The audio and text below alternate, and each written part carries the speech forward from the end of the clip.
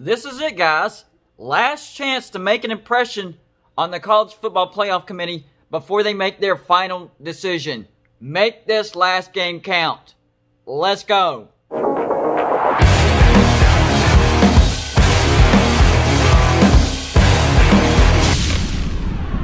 What's going on, everybody? It's me again, Golden Blue Dude, and if you haven't already, go ahead and hit the like and subscribe button. I do college football videos every single day.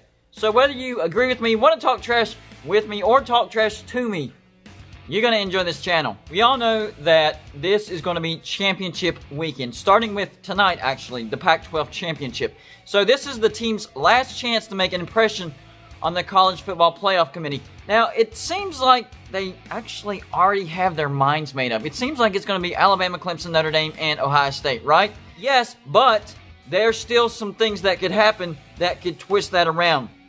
So, I'm going through each conference championship and grade the level of impact that each championship will have on the playoff committee. First and foremost, the Sun Belt Championship. Well, it was canceled, so that will have zero impact on the playoff committee. That's a shame, too, because I was really looking forward to Louisiana versus Coastal Carolina Part 2. The first game was tremendous. The next championship game, the Pac-12 Championship, Oregon versus USC. I mean, I guess USC still has like a 0.00001% chance of making the playoffs.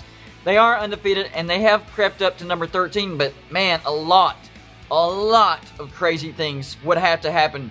And I do think USC does win this football game, but I don't think they look good doing it. I don't think they've impressed the committee enough for this game to have a high level of impact. So for the Pac-12 Championship, I'm going to set it on low. But I'm not going to set it on 0. I'm going to set it on low because you never know. The Big 12 Championship, all of a sudden, this has become sort of an important championship game. This could definitely play a factor into the playoffs. We have number 10, Oklahoma. They're 7-2. Number 6, that's the big one. Number 6, Iowa State. They're 8-2. Oklahoma is a 5-point favorite. Oklahoma has a good offense and a good defense. Same with Iowa State. They are catching each other at each other's peak, which is a good thing. And that's actually going to help with the playoff committee's decision as well. Let's say something crazy in the SEC or ACC or Big Ten Championship happens. There you go. We have a backup plan. Personally, I have Iowa State upsetting Oklahoma and becoming the man for 1 year. 1 year. Enjoy it, Cyclone fans, because Oklahoma will take it back over next year. But even that's not set in stone. And the fact that Iowa State is number 6 in the nation, that puts the Big 12 Championship medium impact. The reason I don't have it high is because it doesn't involve teams that are already projected to be in the playoffs. It's sort of a backup plan championship game. But medium, because it can impact if something were to happen in one of those other conference championships. ACC Championship. Tulsa 6-1, 23 in the nation against number 9, who keeps falling even though they haven't lost. They're 8-0, undefeated. They have a good offense and a good defense and a decent strength of schedule. And I know I have subscribers saying if they were to play in the SEC this year, they would have gotten destroyed. Well, really, if you really look at the SEC, Alabama, Florida, and Georgia, past that, Auburn, no. Kentucky, South Carolina, Tennessee, no. Ole Miss, not really. Arkansas, no. So I think if Cincinnati would have had a normal SEC schedule, you know, not scheduled just all the great teams, a normal schedule, some good, some bad, I think they would have done all right. Maybe grab a loss or two, but it's still all hearsay. They did what they did, they went undefeated, and they looked really good doing it. So I have the AAC Championship as a low impact. Sorry, Bearcat fans, but it just looks like the playoff committee is just not interested in putting Cincinnati into the playoffs. I mean, a lot of crazy things would have to happen for them to get in. I mean, they have the Big 12 Championship to fall back on.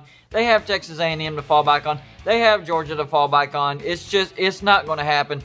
But like I said, crazy things can happen, so I am going to set it at low, not 0. The SEC Championship, number 1 Alabama, 10-0 against number 7 Florida, 8-2.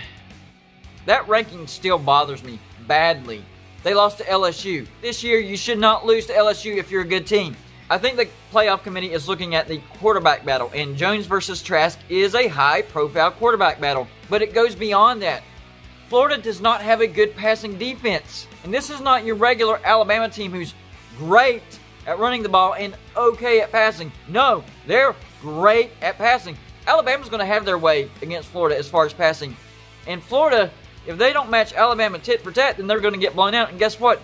They're not going to be able to match it. I have Alabama in a blowout here. Something like, I don't know, 63-38 or 63-41.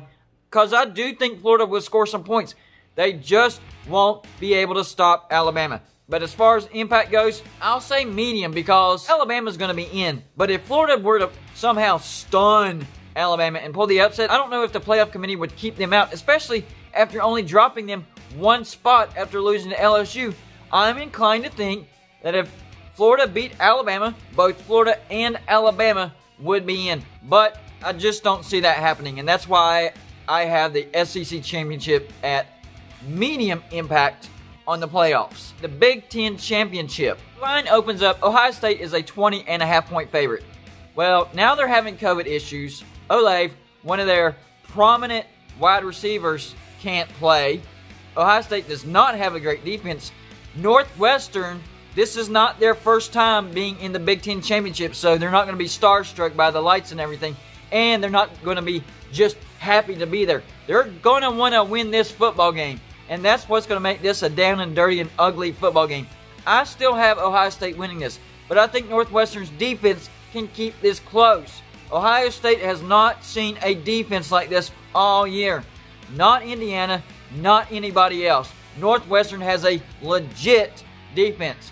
The only thing is, if Northwestern had a legit offense to go with it, this team would be dangerous, but they don't.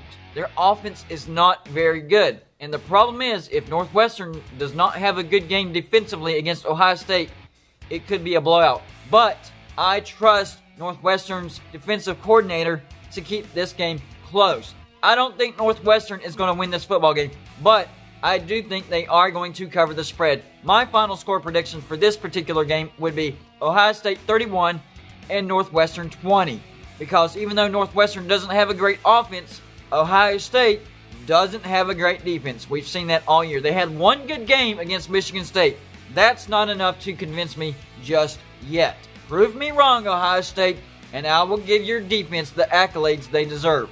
So as far as impact on the playoffs, I'm going to set this at medium. This could possibly turn into a high-impact game. But right now, I'm going to keep it at medium because I do think Northwestern can keep this close and give the playoff committee something to think about. But still, it's Ohio State. They would be undefeated, and they would be Big Ten champs. But daggum, 6-0, not looking good doing it. You have to at least pause and think about it, playoff committee. Don't just pencil Ohio State in just because it's Ohio State. And that's why I have the Big Ten Championship at medium. The ACC Championship. This is the unexpectedly biggest championship game of the day. Clemson opened up as a 10.5 point favorite. And the big thing is Trevor Lawrence is back. Notre Dame beat Clemson in their previous matchup, but they didn't have Trevor Lawrence. That's not the big difference for me. For me, it's Clemson's linebackers. They had a few linebackers that were out the last game, and that's what really hurt Clemson. Their defense did not perform up to standard, and Notre Dame was able to pull off that victory. Well, some of those linebackers are back. Yes, they do have Trevor Lawrence, but if you go back and watch that first matchup, Ungalele actually had a pretty stinking good game. He protected the ball, he made some great plays, and he kept Clemson in the football game. So, yes, they did miss Trevor Lawrence's leadership, confidence, experience, intangibles. They did miss that. But as far as skill position, yes, he's an upgrade, but I don't think he was the difference in the last matchup. I think the difference was defense. Look, Notre Dame has a better defense than Clemson. This is Brian Kelly's best defense that he's had since he's come to Notre Dame. They are for real. Their offense isn't elite, but it's very good. They're top 20 in points per game, 37.7. A lot of people don't realize that. Ian Book lulls you to sleep. But guess what? He's only thrown 2 interceptions all year. He protects the ball. Kyron Williams, 5.6 yards a carry. He gouges you.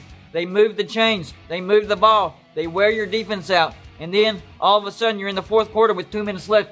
Oh, crap. We're still down by a touchdown. We only have 2 minutes left. That's how they beat you. They lull you to sleep, and they move the ball, move the chains. Even if they don't score, which they do score a lot, but even when they don't, they chew up a lot of clock, and they wear your defense out, and they try to get your offense out of rhythm. And when your offense does get the ball back, guess what? They have to play an elite defense. This is a high-impact game.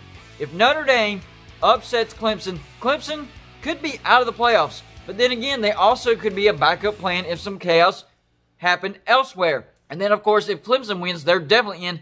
Notre Dame staying in. But it's high impact because, number one, either way, it'll definitely 100% affect seedings. Because either Clemson will be kicked out or lowered in seeding, or Clemson wins and Clemson jumps Notre Dame. They get a higher seed. Notre Dame gets a lower seed. So this isn't just talking about who's in and who's out as far as impact goes. I'm talking about seeding, the matchups. And this is the number one game that's going to affect who's in, who's out, yes, and the seeding, the matchups for the playoffs. It will determine who is going to play who. And that's why I have the impact for the ACC Championship at high, because it is a high impact game for the playoffs and those final rankings. That's all I got for you for this show. Like and subscribe if you haven't already, and I'll see you on my next show.